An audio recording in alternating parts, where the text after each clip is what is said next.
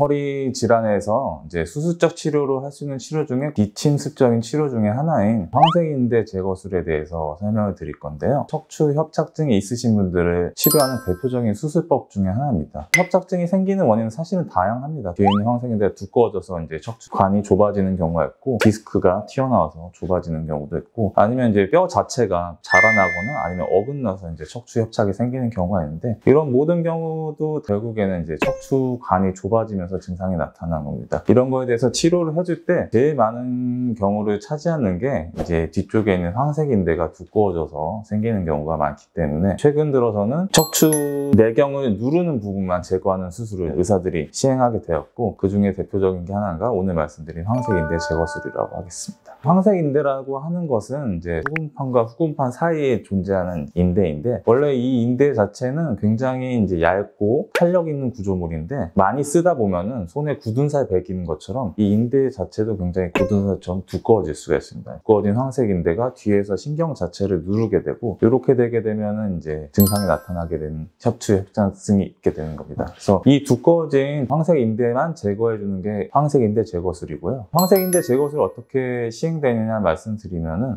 굉장히 조그맣게 절개를 해주고, 이 두꺼워진 황색인대 부분만 제거를 해주는 겁니다. 그래서 수술 시간 자체는 한 20분 내로, 수술 시간만 따지면 끝날 수 있는 간단한 수술이다, 이렇게 말씀드릴 수 있을 것 같습니다. 황색인대 제거술의 장점이 뭐냐 하면, 일단은 전신 마취가 필요 없을 것이며, 이제 전신 마취를 제외한 허리 밑으로만 이제 마취라는 부위 마취로 진행을 하고 있고요. 그리고 말씀드렸다시피 수술 시간이 굉장히 짧고 피가 거의 나지 않기 때문에 수혈이 필요 없습니다. 그날 저녁부터 돌아다니실 수 있으시고, 입원 기간도 보통 2박 3일 정도 소요되는 거라고 생각하시면 될 것 같습니다. 몸 안에 보형물 같은 게 들어가지 않기 때문에 환자분들이 보형물이나 나사무소에 대해 거부감이 있으신 분들도 편하게 받으실 수 있는 수술이라고 생각하십니다.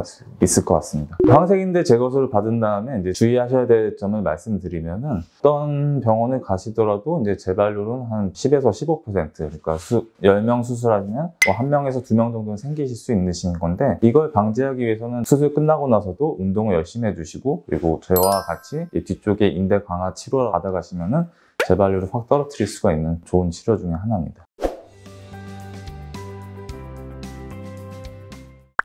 오늘은 이제 단일공 내시경술에 대해서 말씀드릴 텐데요.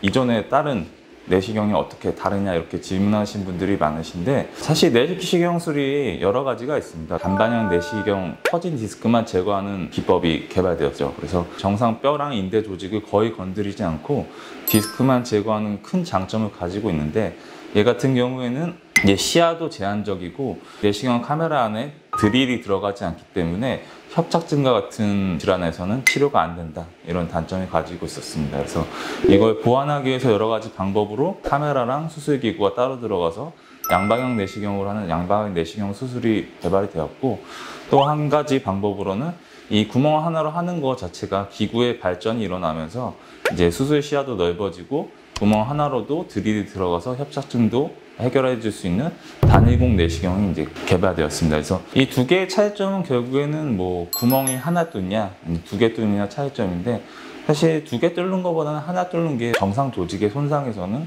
훨씬 더 손상이 적어서 이런 장점을 갖고 있고, 대신에 이제 양방향 내시경술 같은 경우에는 수술기구가 따로 들어가는 구멍도 있고 수술 시야도 좀 더 자유롭기 때문에 좀 더 큰 병변이라던가 아니면은 이제 척추 위압술 같은 수술을 할 수 있다는 장점을 갖고 있습니다. 그래서 환자분의 상태에 맞는 내시경 수술을 받는 게 가장 중요하다 말씀드릴 수가 있을 것 같고, 그리고 이제 단일공 내시경술이면 모든 척추 질환에 적용이 가능하냐 이런 질문을 하시는 분들이 계신데, 90% 이상에서는 단일공 내시경으로 거의 해결이 가능하다 말씀드릴 수가 있겠습니다. 그래서 한 가지 이제 해결이 안 되는 부분이 이제 척추체와 척추째가 심하게 어긋나가지고 신경근이 뼈 사이에 낑겨 있는 경우가 있습니다. 척추 전방전이증이 심한 경우를 말씀드리는 건데, 이거는 이제 내시경으로 아무리 감압을 해준다고 해도 움직임 자체가 앞으로 쏠려 있으면서 흔들리는 이런 움직임이 있으면 이거 자체로 척추 통증을 유발할 수 있고, 또 신경근 자체를 이제 척추체를 들어올려서 풀어줘야 되는 거기 때문에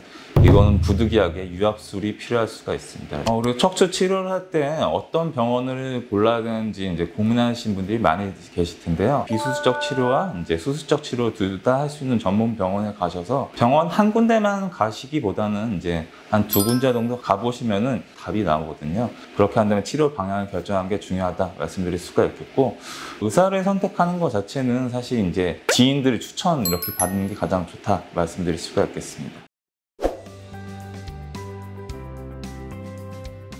네, 오늘은 이제 나사목 고정술이라고 흔히들 알고 계시는 척추 유압술에 대해서 설명을 드릴 텐데요. 나사목 고정술 같은 경우에는 이제 척추경이라고 하는 이 연결 부위를 통해서 후궁판서부터 척추체로 나사못을 고정해 주는 겁니다. 그래서 위에 분절이랑 아래 분절을 이제 유압을 한다고 하면은 위에 분절에 양쪽에서 2개, 그 다음에 아래 분절에 양쪽에 2개를 이렇게 척추경을 통해서 척추체로 나사못을 넣어주고, 이 2개를 저희가 이제 로드라고 하는 막대기를 통해서 이렇게 연결해 주는 게 나사목 고정술입니다.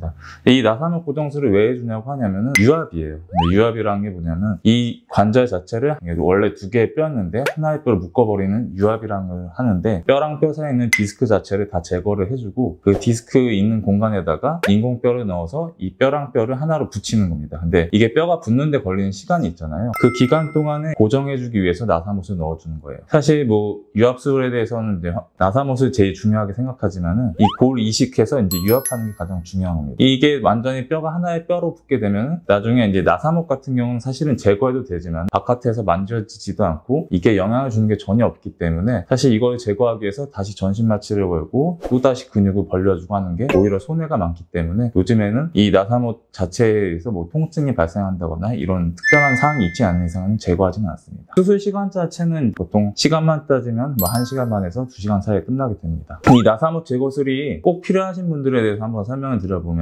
대표적인 경우는 이제 전방전이증이라고 하는 요거에 의해서 신경이 늘리신 분들이 필요한 경우가 있습니다. 전방전이증 같은 경우에는 보통은 4단계까지 나왔는데요. 2단계가 넘어가는 경우에는 이제 뒤로 감압해 주는 걸로는 이제 신경이 해결이 안 되는 경우가 많아요. 그래서 이런 경우는 유압술을 해줘야 되는 거고, 두 번째로는 이제 유압술 자체가 이 분절 자체의 움직임을 없애는 거잖아요. 불안정한 움직임에 의해서 허리나 이제 다리 쪽으로 통증이 발생할 수 있는 경우가 있어요. 그 다음으로는 이제 저희가 보통 뒤쪽에서만 눌리는 경우가 있는데 이게 360도로 신경이 다 눌리는 경우가 있어요. 이런 경우는 이제 어쩔 수 없이 저희가 뒤쪽에 있는 후궁판이라던가 연결 부위를 제거를 많이 해줘야 되는데 어쩔 수 없이 제거된 부위가 많아서 이 허리 자체가 주저앉을 수가 있어요. 수술 후에 발생할 수 있는 이제 불안정성이 야기되는 게 예상이 되는 경우는 어쩔 수 없이 저희가 유압술을 이렇게 시행하는 경우가 있습니다. 체중과 척추 질환에 관련된 얘기를 해드릴 건데요. 척추 질환이랑 비만은 굉장히 직접적으로 연관이 있습니다. 사실 이제 직립보행을 하는 동물로서 항상 이제 중력의 영향을 받아서 이 서 있는 동안은 항상 부하를 받게 됩니다. 누워 있는 경우 같은 경우에는 척추에 부하가 전혀 없는데, 이게 서 있을 때는 그래도 다리가 하중을 좀 받아주는데 앉아있게 되면 척추 쪽에 하중이 다 더 가기 때문에 이제 서 있는 경우보다 오히려 더 부하를 많이 받게 됩니다. 이런 상태에서 보통 자신의 체중이 평균 체중보다 조금 더 많다고 하게 되면은 어깨 쪽이나 이런 데 무거운 걸 짊어진 상태로 계속 있는 상태이기 때문에 당연히 허리 디스크라던가 인대나 이런 데 부하가 많이 가서 이렇게 허리 건강에 안 좋을 수가 있습니다. 보통 초기 디스크나 별로 심하지 않으신 분들에게는 살을 5kg 정도만 빼면 훨씬 더 좋아질 거다 이렇게 말씀드리는데, 허리 디스크 초반이라서 주사치를 받은 다음에 괜찮아지셨다가 다시 아파서 오셨어요. 근데 살이 빠지지 않으셨고 오히려 더 찐 경우, 이런 경우는 또 치료를 한다고 해도 나중에 또 아프실 가능성이 높습니다. 그만큼 체중과 허리 질환의 관계는 크다 이렇게 말씀드릴 수가 있습니다. 사실 살 빼는 게 쉽지가 않죠. 특히 이제 40대 이후가 되게 되면은 배사량이 이제 떨어지기 때문에, 그렇다고 이제 먹는 양만 줄여서 살을 빼는 다이어트를 하시게 되면은 오히려 이제 근육이 같이 빠지면서 척추를 잡아주는 근육들이 빠지게 되면서 척추 건강에 더 안 좋을 수가 있습니다. 그래서 반드시 유산소 운동이라던가 이런 운동을 통해서 살을 빼주셔야지 척추 건강에 더 도움이 되시고, 특히 뭐 추천드리는 운동으로는 이제 수영 같은 운동을 해주시면은 훨씬 더 도움이 될 수가 있다 이렇게 말씀드릴 수가 있겠습니다. 이렇게 운동을 하는데도 이제 살이 잘 빠지지 않으실 수가 있는데, 요즘 같은 경우는 뭐 저희 병원에도 있지만은 다이어트 클리닉이라고 해서 살을 뺄 수 있는 클리닉 같은 게 있으니까 그냥 빼기 좀 힘드신 분들은 이런 클리닉 이용하시는 것도 많은 도움이 될 수가 있겠습니다. 오늘은 압박 골절과 이런 경우에 시행할 수 있는 척추체 성형술에 대해서 한번 설명드리도록 하겠는데요. 먼저 이제 압박 골절에 대해서 설명을 드리면은 척추 같은 경우에 충격을 받아서 골절이 생기는 경우에 이 전체 구조물에서 앞쪽 3분의 2 부위까지만 골절이 일어나는 경우를 저희가 이제 압박 골절이라고 말합니다. 근데 보통 압박 골절 같은 경우는 다른 부위에서 생기는 경우는 이렇게 뚝 부러지잖아요.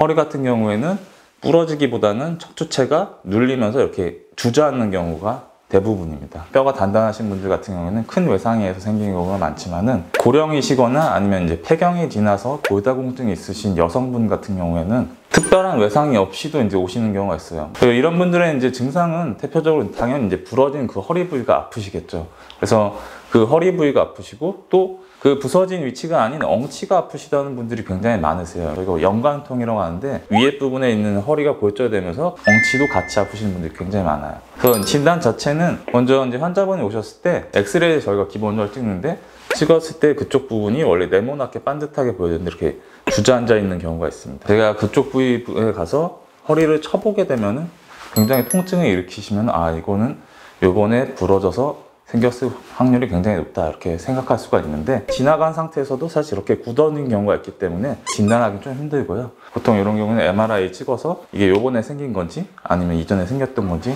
확인해 볼 수가 있게 됩니다. 그래서 이번에 이제 압박골절이 생겼다 진단이 되면 치료는 어떻게 하냐면 일단 통증 조절을 먼저 해줘야겠죠. 그래서 그거는 이제 약물 치료라든가 심하시면은 뭐 주사 치료 정도 해줄 수 있는데 이제 나라에서는 이제 2주 동안의 안전 가료를 먼저 시행하게 됩니다. 그래서 무조건 압박골절이 오시게 되면은 2주 동안 좀 누워서 쉬시면서 버티셔야 돼요. 버티셨는데 그 후에도 이제 통증이 계속되면 그때는 이제 시술을 고려해 볼 수 있는 거고, 이 시술은 어떻게 진행이 되는지 설명드리면은 이제 척추경을 통해서 저희가 관을 이렇게 넣은 다음에 이쪽 부서진 위치에다가 의료용 시멘트를 주입하게 됩니다. 이 시멘트가 굳는데 한 30분 정도는 굉장히 단단하게 굳게 되고, 그렇게 되면 이제 이 척추체는 더 이상 주저앉지 않게 되는 거고, 혹시라도 이제 너무 많이 주저앉는 경우는 풍선이 달린 카테터를 같이 넣은 다음에 이 주저앉은 상태에서 풍선을 통해서 조금 벌려준 다음에 여기다가 시멘트를 채워주게 되면은 시술이 끝나게 됩니다. 시술 자체는 보통 한 15분에서 20분 정도 걸리고요. 관이 들어가는 위치만 국소적으로 마취하는 국소 마취로 하는 수술이 아닌 시술이고, 시술을 하시면은 시멘트가 다 굳은 후부터는 환자분이 통증이 확 가라앉으시고, 그리고 대부분 다음날 문제없이 퇴원하실 수가 있습니다. 혹시라도 궁금하고 이런 상황이 있으면 댓글로 남겨드리면 제가 답변해 드리도록 하겠습니다. 감사합니다.